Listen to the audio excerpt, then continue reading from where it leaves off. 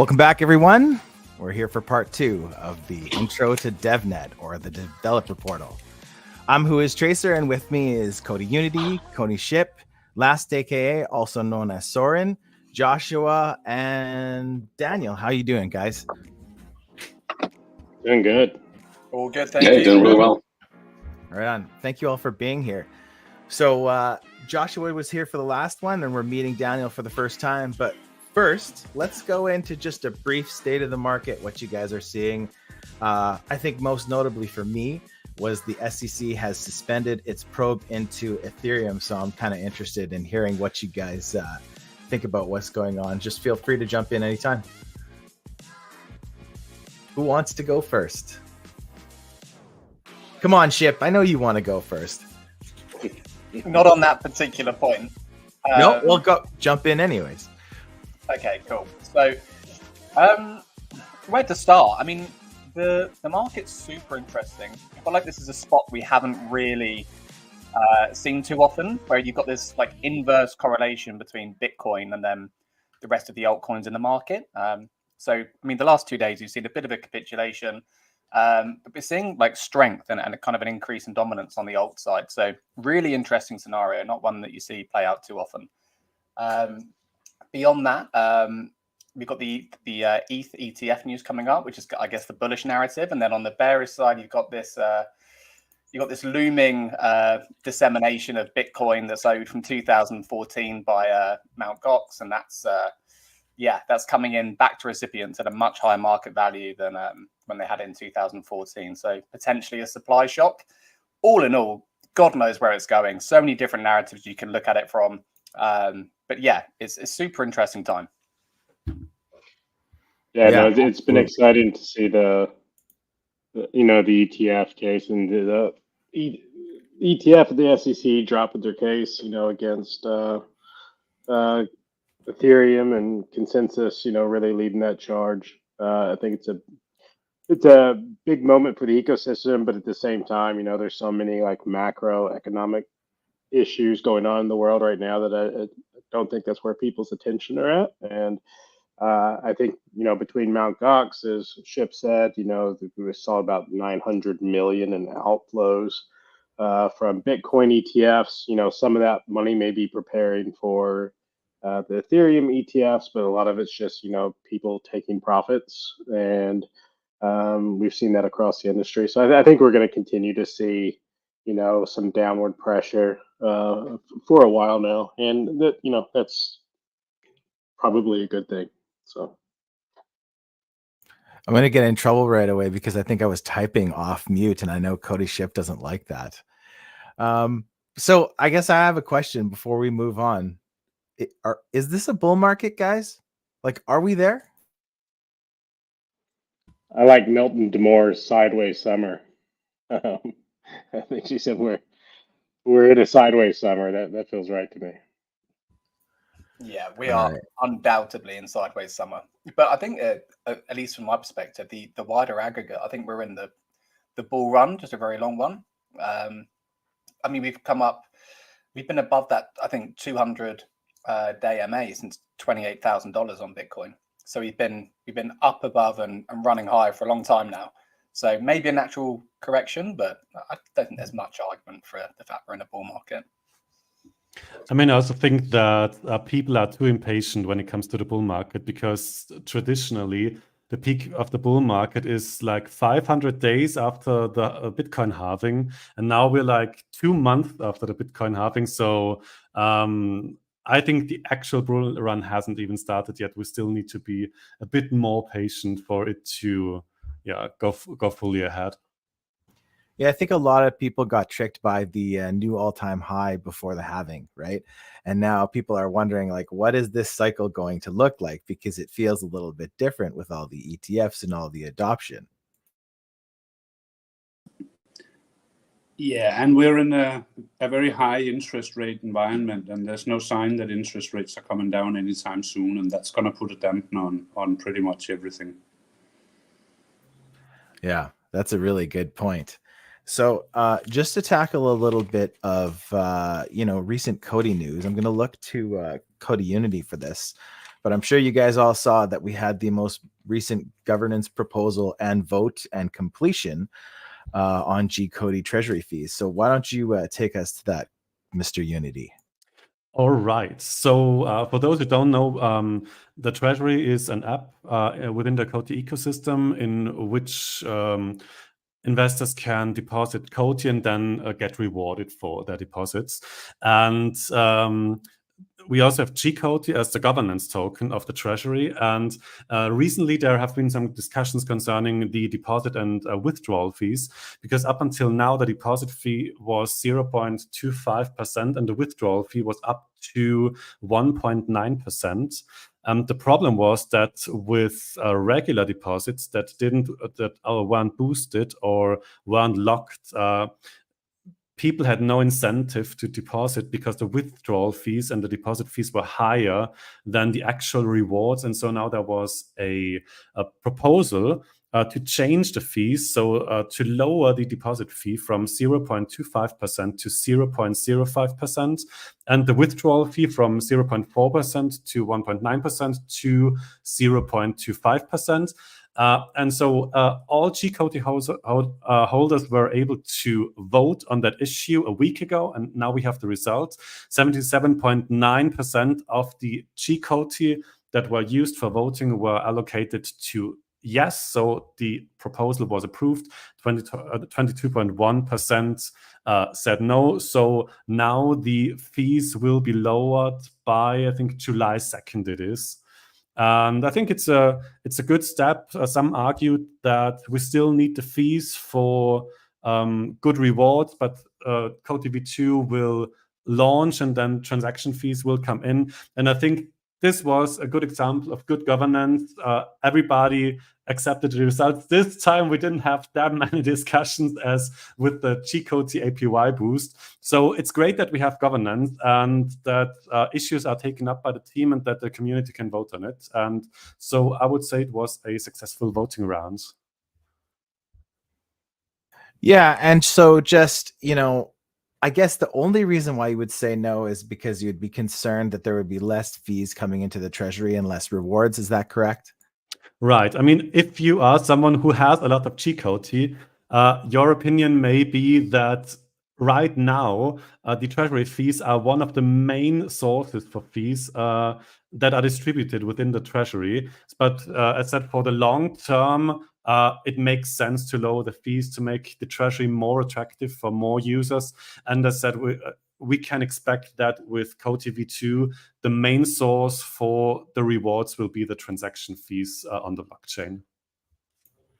So who voted? Did everybody here vote? Yes. Ship, did you vote? Or are you too busy? I've been so busy recently, but yes, I did vote. Yeah. What about you, Soren? Did you get in there? Yeah, I voted too, and I just want to say that the size of the rewards in the Treasury should not depend on user fees. It should depend on network fees. Yeah, so should depend on what COTI does commercially.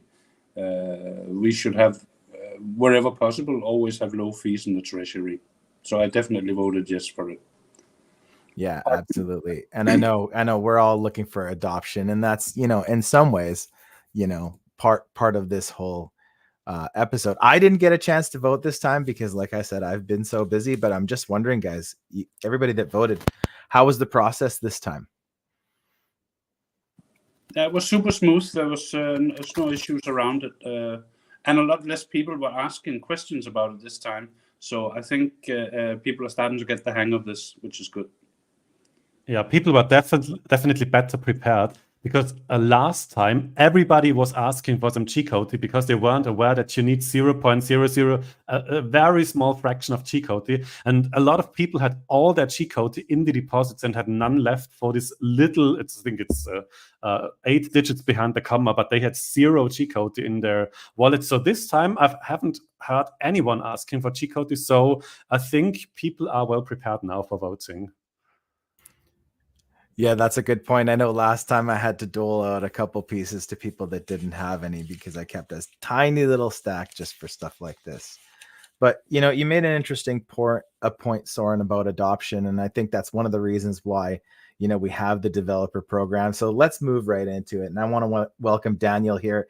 And I think this is the first time that the community is seeing you for the first time, right, Daniel? So I'd like to say welcome. And as we always do here with a new guest, please, tell us as much as you're willing about yourself, because that's what that's what we're here for. And that's what we'd like to hear about.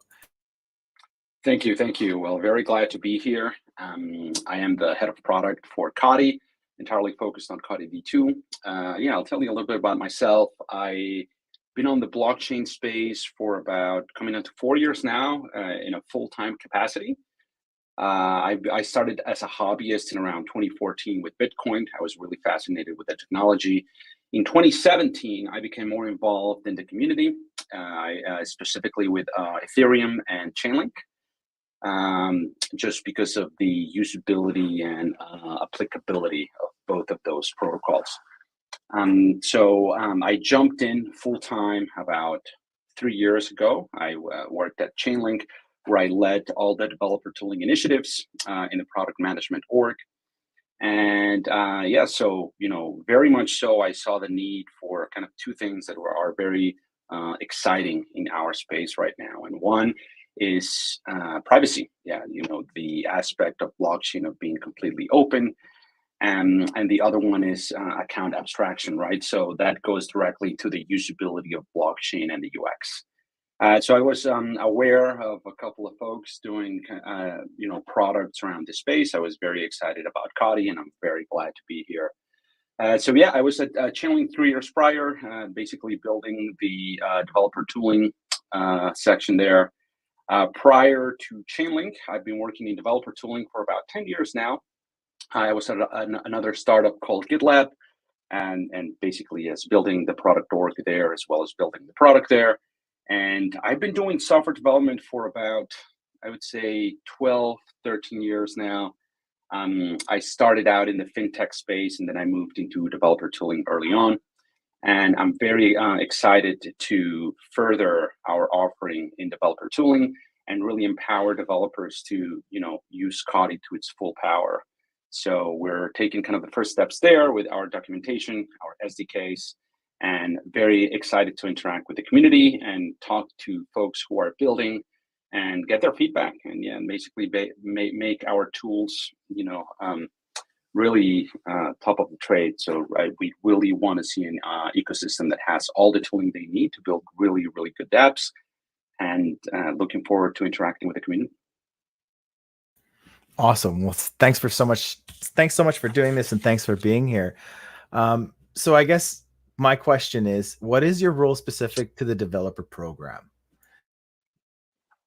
Yes, so specifically for the developer program, I think that there are kind of two areas where the most of the focus is going to be.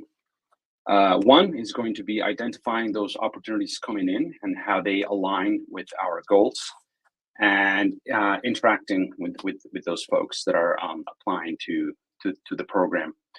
That's number one. And number two is, through all the interactions that we have with the community, is identifying which gaps we currently have and prioritize those gaps, and either interact with the community, part of the community that is interested in filling that gap, or putting RFPs out there to gauge interest in who has both the skill and the willingness to fill that gap, and hopefully do that in the form of a grant. And then basically for all the incoming stuff, we kind of have a panel of folks that discuss all of the different possibilities and the opportunities that we want to pursue.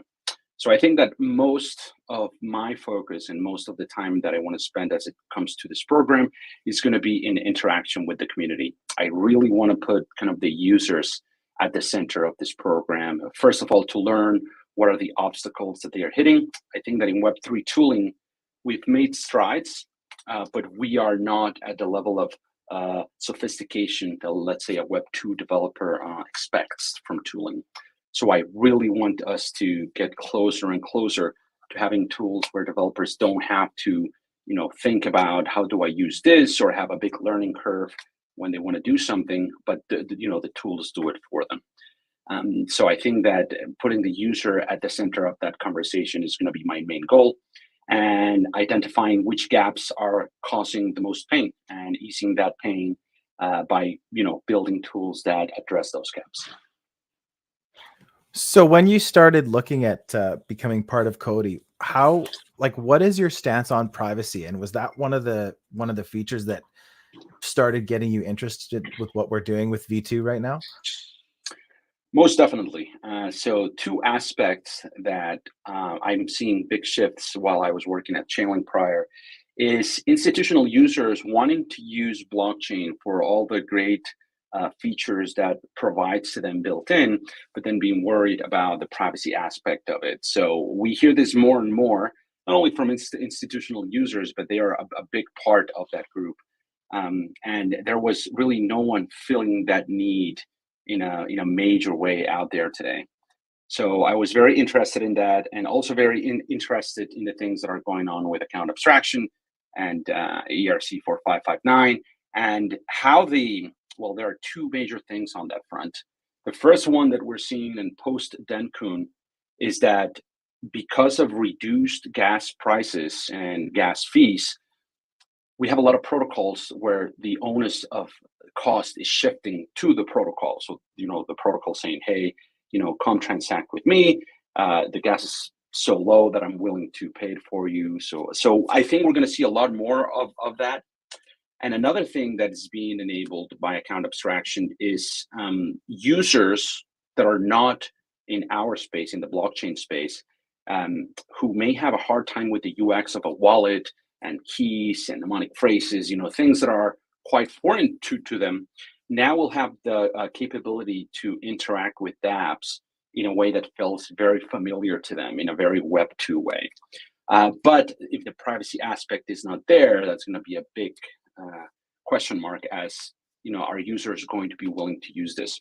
So I think that privacy also steps in there, and COTI will fill that gap where users are going to be able to take advantage of the ease of use with all these new features that are coming on to Ethereum. And they are also going to be able to keep their data private, and as they do with most of their Web2 offering today. So I think it's kind of an intersection that it's a very unique point in time for us. And yeah, that's what kind of interests me the most is privacy, and all that it means for users that were hesitant to jump in, and for institutions as well. So it's a very interesting point in time. Okay, so bear with me here because I have a quick question, and then I'll follow it up depending on how you answer it. How long has it been since you've been involved with COTI? Sorry. So it's been 2 months and a couple of weeks. So it's going to be 3 months next month. Yeah. Okay, and so the grants for builders, those were already set when you came on board. Is that correct? So the Grants for Builders is a program that Joshua led, and it was not in place when I started. So this is something new. This is something that was, the idea was there from our leadership team, and Joshua, very aggressively kind of materialized the program and made it a reality. Yeah. So what did you think when the final totals of the grants that are being offered for builders? How do you feel? Like, it seems like a fairly significant fund. So I just want to know your thoughts on the size of the grants and how you think that'll help find people. I agree entirely. I think size-wise is very, very significant. I think one of the largest programs out there. And I think that it's great in two ways. First, of course, the obvious one, it's how it's going to allow us to extend all of the needs that we have in our space and have the community build with us. I think that most successful protocols are the ones that are very transparent and bring on community to build with them. That's number one. And I think that number two, it shows the market how serious we are about this, about this technology and about the need to bring privacy onto blockchain. So I think that twofold advantage will really help advance COTI. Yeah, I know that longtime community members were really excited to see the amount of grants that were being given out there because, from the first implementations of Trust Chain, Multi-DAG 1, Multi-DAG 2 is the one thing that we've all been crying for is adoption. And I think that after seeing these grants and how aggressively they're going after new developers with the permissionless EVM, I think that all the long-term community members, although we were surprised we went to Ethereum, it just all makes sense now, and we're really excited about that. Josh, you were on, I guess it was about 3 weeks ago. We said we were going to do another one in 2 weeks, but then we had the first COTI Connect, which was fun, and I got to be with Josh on that one. But I just wanted to ask you, Josh, what's new since our last show about 3 weeks ago? I know, like, one of the things in Shahaf's video, he talked about SDK enhancements. So I just wanted to ask you, what's new since the last episode? Yeah, so on the developer program side, we had talked about really wanting to get through the first round of conversations with potential builders, people in the BD pipeline, people in the grants pipeline. We tend to think about pipeline in kind of two ways. We have grants, so those could be organic. They could be people who are invited in. Those are people who are, leveraging builders program to come and start building on COTI. And then there's just raw on the ground BD work where you're going out and either knocking on doors or people are knocking on your doors. In both aspects, we wanted to make sure that we made it through at least 50 conversations before we started making any kind of assumptions. I mean, there are obvious things when it comes to privacy and who we think initially is going to, be leveraging our privacy features, etc. But I'm sure Daniel will attest to this. But, being a product guy, that you want to try to make as few assumptions as possible until you've actually had time to sit down and speak with customers, speak with builders, understand their pain points, understand what they're looking for, and really understand like what are the problems that they're quote unquote willing to pay for. And so we've made it through 50 of those conversations now, and there were some surprises in those conversations, and a lot of things that I think that despite saying we don't want to make assumptions, that we did somewhat assume would be in the conversations. And what we've been able to do is really have thoughtful conversations with Daniel, and his product roadmap, making sure that that the problems that are being surfaced in conversations are the same things that he's hearing, and then start align the developer and the builders program to the product roadmap. So as far as SDKs to go, I'll let Daniel talk about that in a second. I'm not the one that's leading the development of the SDKs. That's something that Guy and Daniel are really owning. But it's something that we're supporting with the developer program or the builders program, and also making sure that we're getting feedback from builders who are starting to leverage those SDKs. So, some of the feedback that we've heard early on was that, leveraging the SDKs was quite smooth. People were able to come and follow the READMEs that were there and get spun up. Now, there were some pain points and there were some questions, just like, what would be expected. Daniel and Guy, our engineering team was able to hop in and really offer, direct one-to-one support to some of the new developers who are coming in who had questions around the SDKs and get those resolved quite quickly. I think really what's happened since we last spoke is we've moved past those initial conversations.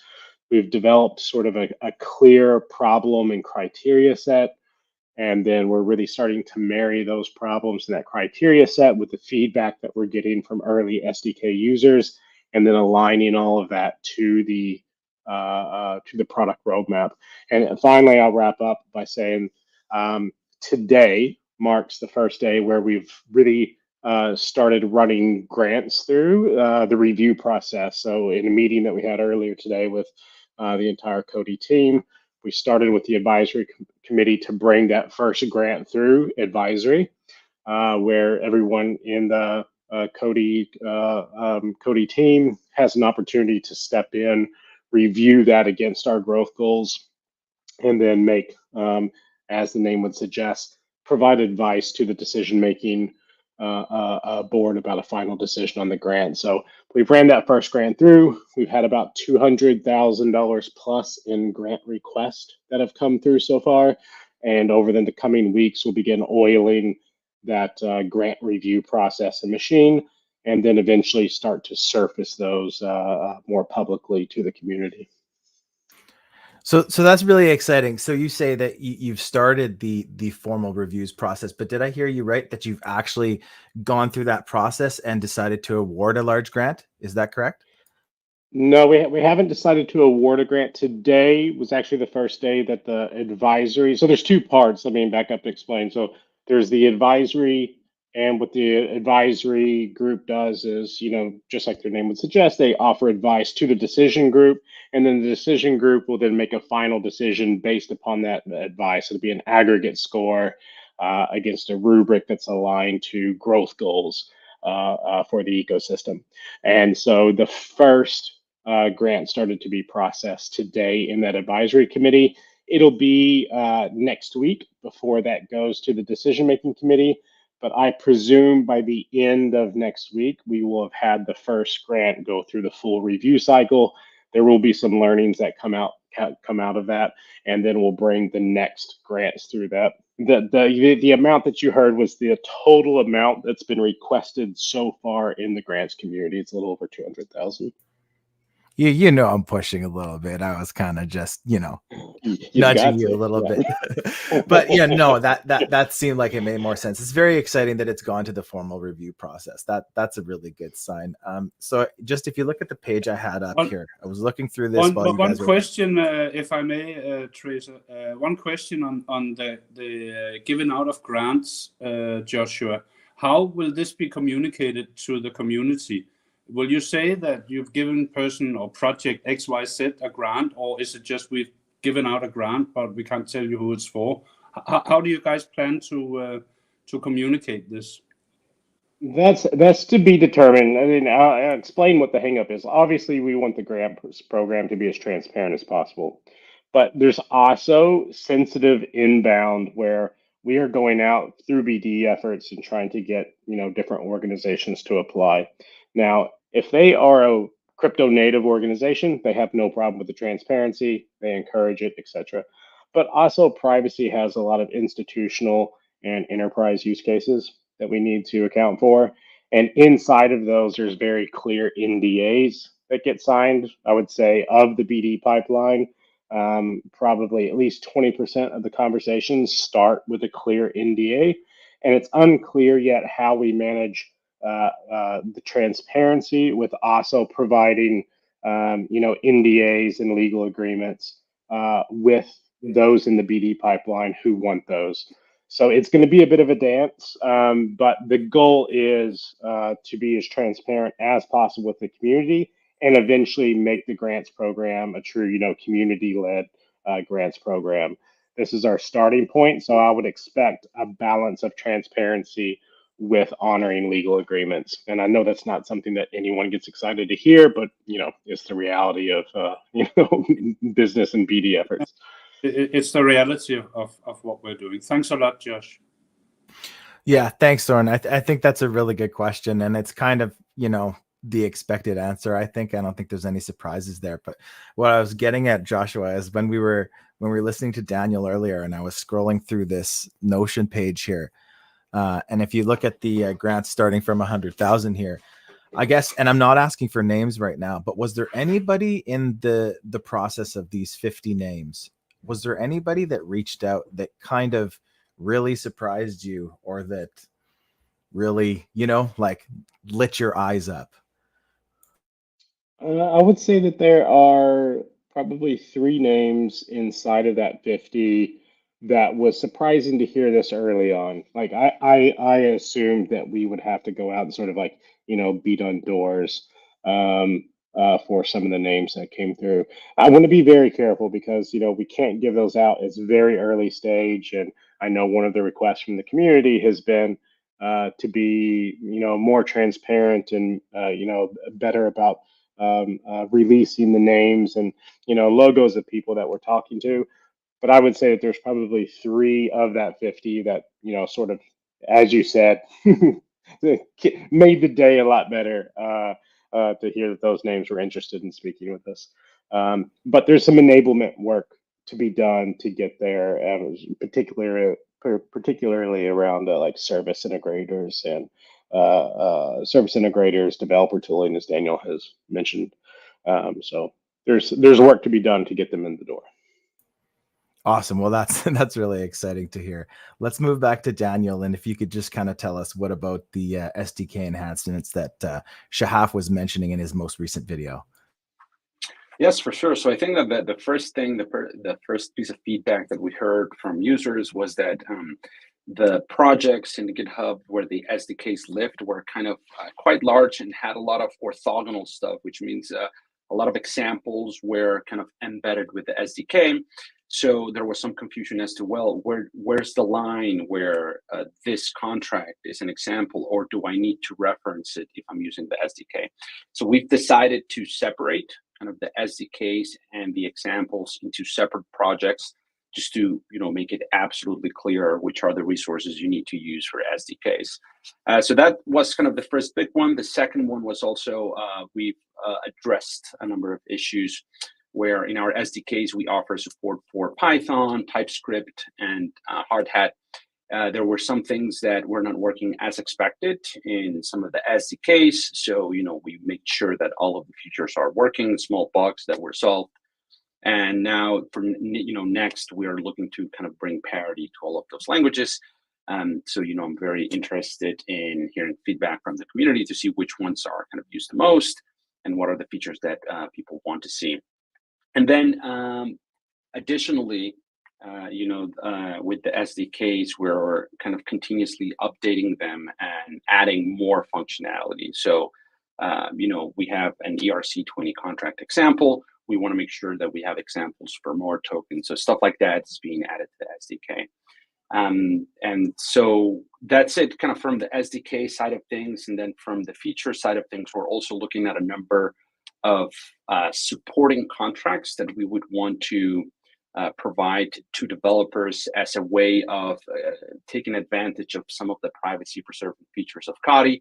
So for example, some of them would be, having a clear way of delineating the parties that can interact with your smart contracts. So things like that are some of the things that have come out of that. And we're kind of now looking at the solutions to build to fill those gaps. So those are kind of the big ones that came out of the SDKs. We also looked at Remix. A number of folks used Remix to kind of kick the tires with COTI. And so we are evaluating what's the best way to support those users. We found that the main issue was that most users were not including all the reference contracts, for the new methods that COTI uses in the GC EVM. So there's a way in which we can provide support for Remix without having to build something as heavy as a plugin. So we're currently looking at that and figuring out the best way to bridge that gap. And those are kind of the main things that we've been focused on.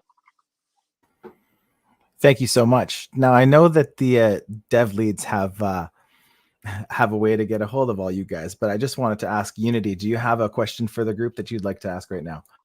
Yes. So as you've told us, you can't give us details on names, but maybe you could give us a little hint from which sector the projects are. So is it like health or AI or DeFi or legal, the legal sector, or CBDCs maybe even? Can you give us from any project a little hint what we may be able to expect? Yeah, I appreciate the question. I'm actually prepared for that because I was asked this question by someone inside of COTI about 3 hours ago. So I'm happy you swung this one over. But there's 14 categories currently that we have of the 50 plus names that I'm talking about. They exist in sort of 14 categories, and those categories range from analytics, data oracles, asset origination. CBDCs is in that mix. CBDCs, stables, kind of money and ramps, if you kind of slide that into one category. Very interesting AI DPIN project that I think we'll feel somewhat safe announcing soon. There's a couple dev ed and marketing programs that exist in there as well. Quite a few what you would consider general developer tooling or enablers that exist there. Identity and compliance, interoperability, and what else is on the list? Things, one of the bits of feedback that we got on Twitter with, I think, a post that we put out sort of asking the community what they most wanted to see, on COTI. It felt like that there was a real pent up desire for the community to be able to start using, their COTI in ways that, other platforms have been able to in the past because they had, some more of the crypto native projects on there. So some of the people that we've been talking to are, sort of in that like DeFi lending trading sector. There's also, NFT and memes that include marketplace for NFT memes, and that kind of bridges the spectrum of what you would think of as NFT and memes, but then also more institutional use cases as well. So that way we have an interesting set of proof points that we can bring in there. Liquidity, staking, kind of market making, even down to legal and management. So there's a broad range of use cases. I would say one of the more exciting is in AI, and there's another one that you would consider sort of like payments or TradFi. That's also in that mix. So. Sounds really great. So it's very scattered, but those are the conversations, and that we need to have kind of that wide berth of conversations in order to really understand, where the desire for privacy really earnestly sits when the rubber meets the road. Is it just something that people are, more broadly interested in, or is this solving a direct, emergency type of problem for them today? Yeah, and seriously, I think that was a great insight, because right now Devnet was kind of this black box. So it was really interesting to hear from which sectors these projects are. And it's really a great insight that we will happily share. I'm sure Tracer will make a clip of this and will share it. And I think the community will be very happy with that answer. Great. Yeah. Good to hear. Yeah, I agree. Unity, that was a good one. Great question. Ship, you got a question? I do. So super interesting. So Joshua, Daniel, when you think about, and you're probably more familiar than us with in terms of COTI V2's capabilities and the potential that lie in each of those respective segments that you just mentioned, Joshua, which of those segments get you the most excited? Where do you think COTI can, I guess, build out like a truly unique selling point? Like, which of those sectors, be it real world assets, be it AI, be it ML, like what gets you most excited? Where can we go the furthest? I'm going to kick this one to Daniel first, because I've sucked up so much oxygen in the room for now, and then I'll circle back after Daniel goes. So yeah, it's a very loaded question, right? There are so many applications that would take advantage of this, but I think that enabling institutional use of blockchain, I think, is the most exciting thing, because institutional use of blockchain means that, first of all, there's going to be a lot of governance embedded in big protocols that may stand in from some of the services that we use today outside of blockchain. So, things like PII, confidential transactions, and, people really owning their own data now becomes very possible and not only attack line. So I think that any usability that allows someone to build a replacement for some institutional product that you use today, I think is the most exciting thing, and kind of not having to use a lot of off-chain components, which is what we see a lot of today. So I think those big ideas that will change the services and the products that we use today is what I'm most exciting in enabling. I think that this multi-party computation aspect of multiple parties coming together to evaluate some sort of data. So like when you think about things like that today, where you have to do things in front of a notary public, or you have to do it, in some institution for it to be safe and to be controlled, all of that basically now becomes enabled when there's secure multi-party computation. So that's a really big use case there. I think that anything else where you feel your data is very sensitive and you want to take care of it. So, in the health space, this is very true right now. All of the blockchain related health efforts that we see use a lot of components off chain. So now all of a sudden it becomes possible to use everything on chain, and now it's privacy preserving. So I hope that we're going to see a lot of interest from that sector as well. And yes, encryption is such large space for privacy that I'm sure that the most interesting use cases are kind of yet to be seen or yet to bubble up. But those are a couple that I think about on a consistent basis, and I think that we'll see some exciting products around those. I love that you started that that answer with no specific segment, all segments. Now that we can onboard traditional enterprises to the blockchain. Sorry, Joshua. Yeah, no, I think Daniel's spot on. I think, with any sort of nascent technology, we have a bit of a dance before us in that we have to, there are use cases that people know that they need today. And these are really the crypto native folks who have been involved in blockchain for a long time. They've been building projects on blockchain. They're very much aware that they need a privacy solution and have been looking for something. So I think where, again, these are potentials. It's early days, but places where I think people really understand that they have that pain and need. One is in crypto payments and sort of HR payroll. So, it's very telling that, about 90% of the crypto market, including, just about any crypto company that exists out there, don't pay their staff in stables or in cryptocurrency. And one of the main reasons for that is data asymmetry. Rightly or wrongly, they don't want the world to know what their employee salaries are.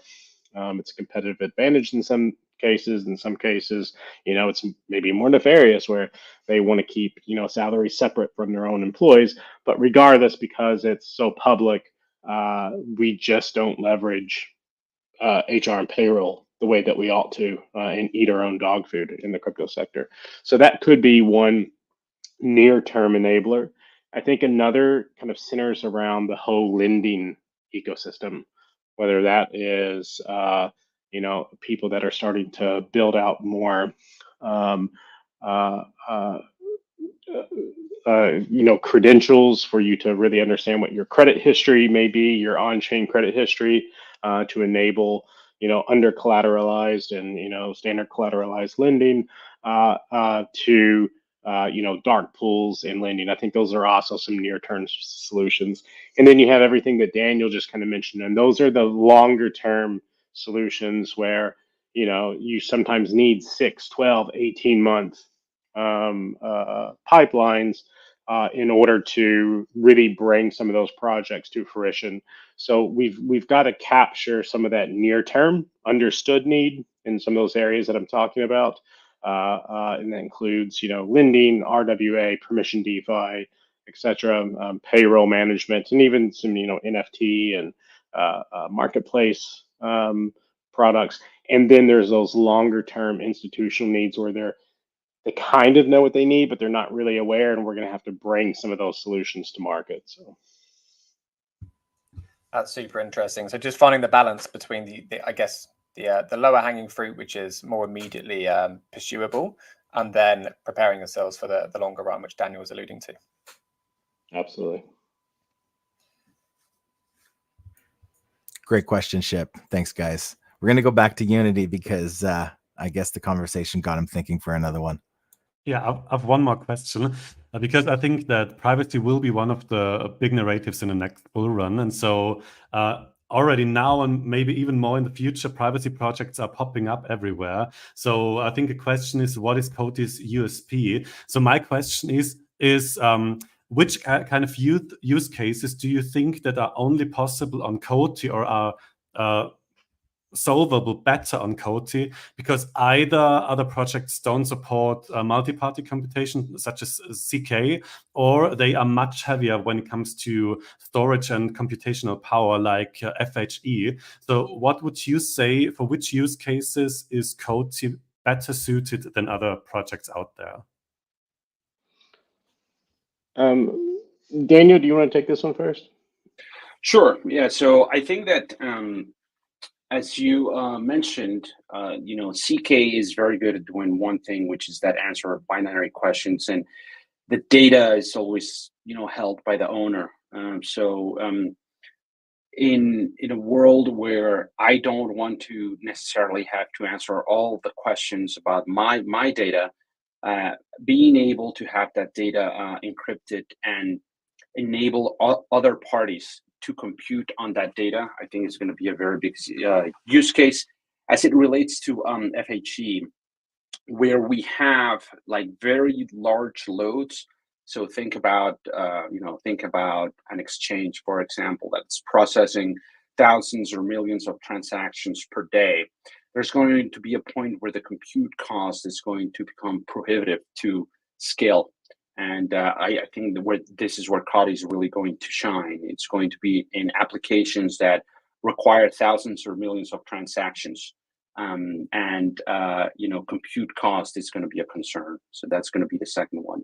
And generally, anywhere where you need the most flexibility to answer non-binary questions about data. And that could be really anything from identity to balances to residency to a number of things that, like I said, I think the most interesting ones we haven't thought of yet. So I think that scale is going to be a big part where COTI is going to shine. Yeah, I completely agree. And one area where, we've heard specifically from builders saying that they have, tried other algorithms and they've tried other, paradigms and haven't been able to get what they need, or around the CBD sector, and really anything that touches a sort of a regulatory sandbox where you have to have, multi-party complex on-chain logic where you can pick and choose which of the parties are able to see aspects of the encrypted data. So a prime use case is where there's multiple banks involved and then a regulatory body, and the banks should not be privy to each other's transactions. Alice and Bob, as the bank's customers, should really only understand their own balances and not have more of the information from the banks. And then a regulator should be given permission inside of that construct to see all of the information that Alice and Bob and the banks have granted the regulator to see in order to stay compliant. And some of those, you need sub 2-minute transaction speeds, sub 1 minute, sub 45-second transaction speeds in order to make the full round. And it seems like that's something that we can solve for, that there aren't current other solves for. That said, I want to be really careful and say ZK, FHE, all of these things have their places, and I think as a community that are working in privacy, we have a responsibility to be lifting each other up and working in collaboration with all these other entities. Yes, we need to be wide-eyed about what our strengths are and what our unique selling proposition is. But at the same time, making sure that we're arm in arm with the FHEs and the ZKs, who all have their place in their niches and solutions that they're bringing to market, because it's going to take all of us, to get this done. Awesome. Thank you guys so much. Just moving on to the end of this segment here, I'll ask you, Daniel, if there were some next steps or maybe goals you had for the short-term future of the developer program, could you just kind of walk us through what they would be? I think more information from our side. So I really want everyone to find out about this program. So that's kind of a very actionable short-term thing that I'd like to see. And I'm kind of trying to do my part in that. More participation. So I think that folks may have this impression that they have to build a very large protocol to qualify for a grant. So I really want to see kind of smaller projects come in and say, hey, I want to build this small thing that may take us a couple weeks, a month, but I think it's going to help us with problem X. So I would really like to see folks not having to think that they have to build this large thing, but there's really grants that fit all sizes. So that's another thing that I'd like to see as well. And yes, kind of more feedback coming in from pain points as well that we can turn into grant opportunities. So kind of building that pipeline so we can turn that feedback into actionable things that the community can build. Awesome. Yeah, that's a great point. And I think one of the ways that we can do that, with this ABC program is with the creators program. And, maybe getting some of those creators to start showing how people can get involved with the grants and stuff. I noticed Unity applied for some grants. So I'm just going to turn to him and ask you, Unity, what are some ways that people can get involved with the creators program? Yeah, so there are quite a lot of different possibilities how to get involved. So basically everything in which you create content about COTI, that could be videos, articles, could be infographics. Also, like we have on Telegram, the Telegram price bot, for example, would also be a use case. Also translations or research. So there are a lot of things that people already have been doing for quite some time. And now there is this opportunity to get some rewards for that. So you can get up to, I think the biggest one is for research. I think it's $5,000. And the others range like from up to $500 to $2,000. So you can really get involved, and for some you can also get a bonus. So those creations that get a lot of popularity and that are shared a lot on social media and so on are eligible for a bonus. So I think there's a lot of opportunity for everyone. We've also have seen that in the COTI campaigns in which people created amazing stuff like the infographics. And now there is a chance to have all these different things in which people can get creative and use their skills to grow the community and to spread the word about COTI. Yeah, so not only to showcase V2 in privacy, but maybe getting people involved with the Builders program. And I think we should pay the podcast hosters a little bit more money. Yes. Well, unfortunately, I'm on the reviews committee, so I will not be eligible for that grant funding because that just wouldn't be fair, right?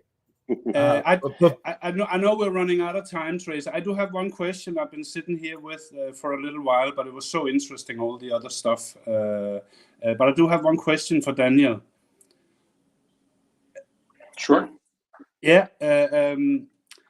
There's a lot of people in the community who watch the Devnet goings and comings on a daily basis, and they will have noticed that it's been reset 2 or 3 times in the last couple of weeks. Is that related to the SDK enhancements, or yeah? Is there any relation between the two? I know it's Devnet, so it's supposed to happen. All these things. There's nothing abnormal about it. We're just trying to understand what's going on behind that. Yes, yeah. Thank you for that question. So the last couple of resets have not been related to the SDK updates that we've done, as those pieces are kind of separate in the stack. And you're right, as we introduce features or change some configuration in the stack to make sure that things work, sometimes those things will happen. Try, of course, to keep them to a minimum, but the Devnet is it's kind of the grounds where we test all of these things prior to prepping for testnet. And we'll try to keep everyone informed via Discord when this happens. But no, not at all related to the SDKs. And Soren, it's a great question, and it's probably something that we should get better at in terms of setting expectations. Is exactly as Daniel said. for the DevNet, it's going to be something that, flickers on and off as changes occur, as we work out kinks and bugs in the process. So if anyone from the community is like relying on that Explorer during the DevNet phase to set like a baseline of, smart contracts and transaction numbers and these things, you're going to see that, go to zero and then turn back on, and go to zero and turn back on as we go through DevNet. So the expectation should be that DevNet is going to be buggy and it's going to have issues, and we're going to resolve those issues. And sometimes we're going to have to do updates where there's a reset, and then we'll start to see that taper off as we get into testnet, and then obviously stabilize as we go into mainnet. Thanks, guys.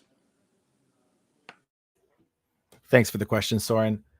So yeah, we're almost at an hour here. So I'm just going to ask anybody to just jump in if they have any final thoughts, final questions, anything they want to say before we sign this one off. Just from my side, another big thing. Yeah, are we still on schedule in terms of DevNet? Testnet.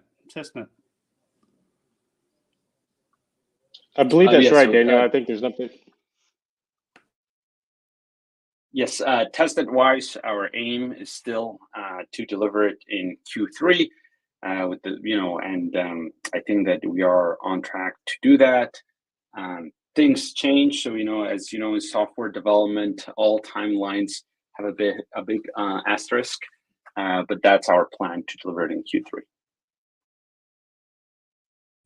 Sorry, I think you got stepped on, Joshua. Go ahead. Yeah, it was for you, Tracer. So no, I was just gonna say thanks. I know you've hosted quite a few events lately, and it's volunteer work and it's something that you're doing, for the community. We really do appreciate it. Thanks for leading the last Twitter Spaces and for continuing to these podcasts. I think it's an important role, and we do appreciate it. Those are some kind words, man. Thank you. I really appreciate it. And you know what? I'm looking forward to the next COTI Connects. I think that's an interesting idea that they had. To be honest, it was even one of the titles that we were thinking of calling this little thing, because we wanted to be reaching out to the newest people who are working on DevNet and then mainnet, and kind of showcasing what they were building. So, but I think that's great. And if we're going to do that, or they're going to do that every month, I think the community really appreciates that. The more that we have team members and Shahaf engaging with the community, it's just, it always comes off so well. And on that note, I have to thank you both so much for being here. And it was really nice to meet you, Daniel. Thanks for joining us. And hey, let's hopefully do it again when you guys have some time. Maybe we can even squeeze another one in before testnet. Sounds good. All right. Yeah. Thank you all. Thanks, guys. I want to thank the dev leaders as well. You guys, same kind of thing. You guys are volunteering, giving your time, being the first point of contact for everybody coming to V2. It doesn't go unnoticed, and it's very appreciated. So thank you for being here tonight. Thank you, Soren, for setting these two up. These were fun, and I'm looking forward to do it again. And on that note, we'll see you guys in a couple weeks. And from me and everybody else here, take care, stay COTI. And from coast to coast and around the world, this is us signing off. Thanks so much for being here.